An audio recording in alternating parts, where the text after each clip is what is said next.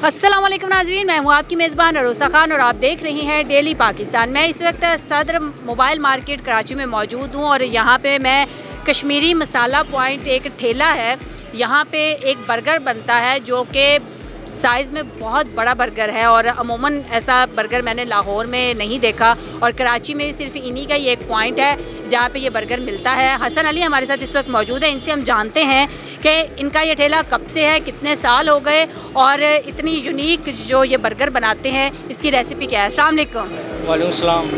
क्या हाल है आपका? अल्लाह करम, शुक्र अल्हम्दुलिल्लाह। कितने साल हो गए आपको यहाँ? मुझे तकरीबन यहाँ पर 10 साल हो गए। और 10 सालों में आप इसी साइज़ का बर्गर बना रहे हैं? मुझे तकरीबन इस काम को करते करते 18 साल हो गए। अच्छा, इस काम को करते हुए 18 साल हो गए और ठेले को लगे 10 साल। जी। इसके बनाने का तरीका कार क्या है? ये शायद अपना दाल और आलू का बनता है, वेजिटेबल बर्गर कहलाता है।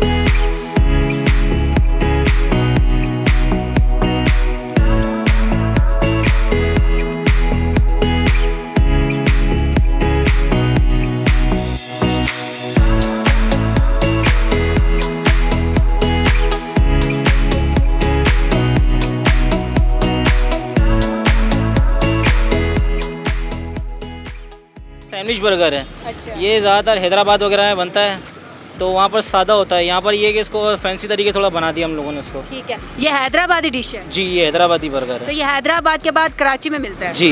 बर्गर तो और भी बड़ी जगहों पे मिलते हैं, आपका मशहूर साइज़ की वजह से? साइज़ की वजह से इससे भी है और इसका जो शेप है उसकी वजह से भी है, और ज़्यादातर लोग इसको पिज़्ज़ा वगैरह समझते हैं, तो इसके अंदर इधर मायोनीज़ वगैरह जैसे आजकल की नई जनरेशन की वजह से इसको बना दिया हम लोगों ने। मायोनीज़ वगैरह, अंडा वगैरह, यानी कि जैसे बर्गर बनते हैं आजकल।